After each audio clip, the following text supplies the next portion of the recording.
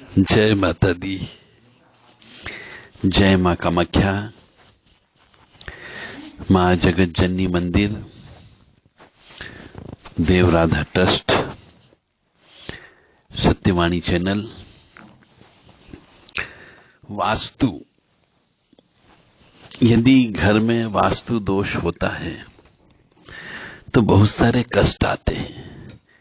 वास्तु भी विज्ञान है और ज्योतिष भी विज्ञान है और तंत्र भी विज्ञान है, मंत्र भी विज्ञान है और यंत्र भी विज्ञान है। सबका हमारे जीवन पर प्रभाव पड़ता है। तो वास्तु के लिए बहुत से नियम होते हैं, उनका पालन करना चाहिए। रामायण की तस्वीर,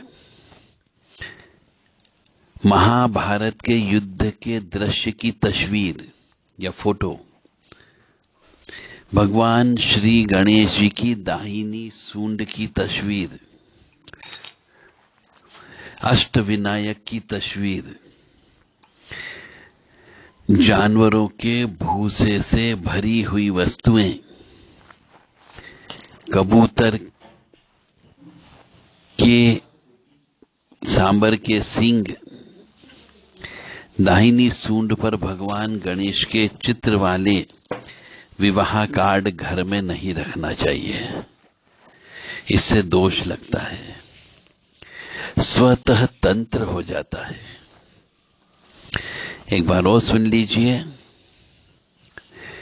रामायण जी की तस्वीर, महाभारत के युद्ध के दृश्य की तस्वीर, भगवान गणेश की दाहिनी सूंड वाली तस्वीर, अष्टविनायक की तस्वीर,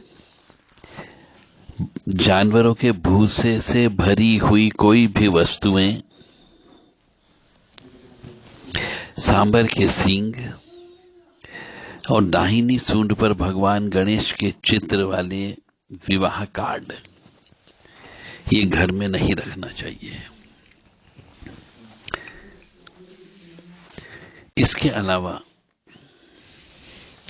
यदि घर में अशांति हो, क्लेश हो, दुख हो, दरिद्र हो, तो वास्तु शांति चेक करवाना चाहिए। और जब तक वास्तु शांति की पूजा नहीं हो जाए, नए घर में, नए मकान में रहने के लिए नहीं जाना चाहिए। मुहूर्त देख करके ही जाना चाहिए, नहीं तो स्वतः तंत्र हो जाता है। यदि आपने वास्तु शांति नहीं कराई और रहने के लिए चले गए तो कष्ट हो सकता है। हमारे यहाँ पे वास्तु देवता बताए गए हैं और वास्तु देवता के हर अंग पर कोई न कोई देवता विराजमान है। उनका आह्वान किया जाता है, पूजन अर्चन की जाती है, हवन किया जाता है। उसे वास्तु शांति की पूजा कहते हैं। वास्तु शांति जब करते हैं तो वास्तु मंडल बनाया जाता है। उस वास्तु मंडल में 45 देवता होते हैं। उन 45 देवताओं का आह्वान किया जाता है और आव्यामी स्थापयामी बुलाने के बाद में फिर उनकी षोडश उपचार पूजा की जाती है। फिर सभी 45 वास्तु मंडल देवता के नाम से हवन किया जाता है, नवग्रह हवन होता है। तब जाकर के ये वास्तु शांति की पूजा संपूर्ण होती है।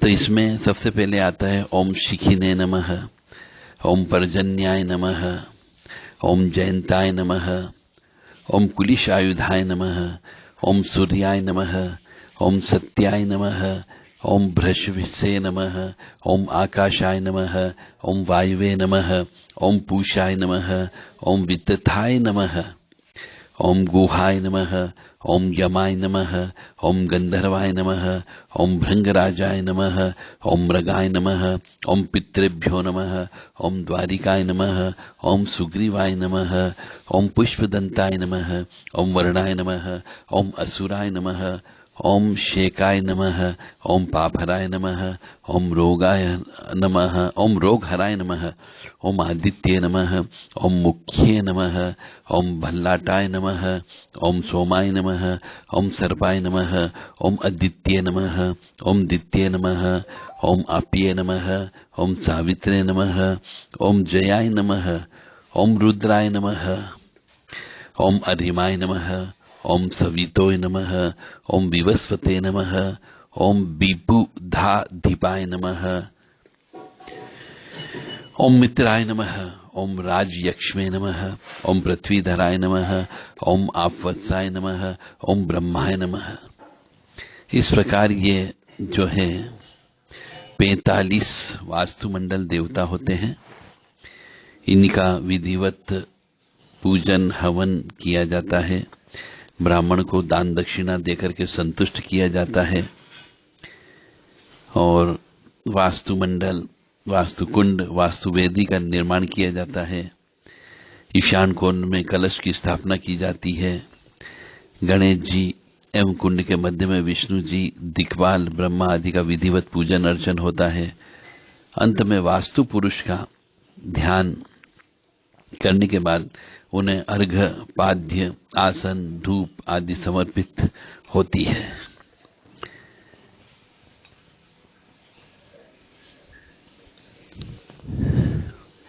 इस प्रकार ये वास्तु पूजन संपूर्ण होता है, तब जाकर के वास्तु की शांति होती है। और वास्तु की शांति पूजा करने में कम से कम 2 घंटे तो लगेंगे ही लगेंगे ये सब कार्य करने के लिए, परंतु विशेष मुहूर्त में किया जाए ताकि आप उस मकान में, फैक्ट्री में या दुकान में अच्छे से कमा सकें और रह सकें। क्योंकि गलत मुहूर्त पे किया गया वास्तु पूजन भी शुभ नहीं होता है, अशुभ माना जाता है। घर में झाड़ू लगाते समय दक्षिण से उत्तर और पश्चिम से पूर्व की ओर झाड़ू लगाना चाहिए। घर में झाड़ू लगाते समय दक्षिण से उत्तर की ओर ढलान जब होती है और पश्चिम से पूर्व की ओर झाड़ू लगाना चाहिए। कार्यस्थल और दुकानों पर भी इसी प्रकार से झाड़ू लगाना चाहिए। फैक्ट्री, डिजाइन, सर्विस सेंटर के इन सब के लिए भी यही नियम लागू होते हैं।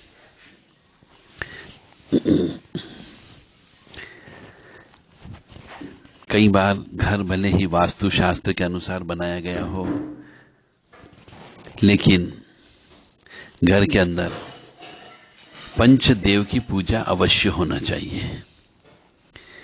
पंचदेव की पूजा का मतलब गणेश जी की पूजा, शिव जी की पूजा, शिवलिंग की पूजा, ठाकुर जी की पूजा और दुर्गा महारानी की पूजा।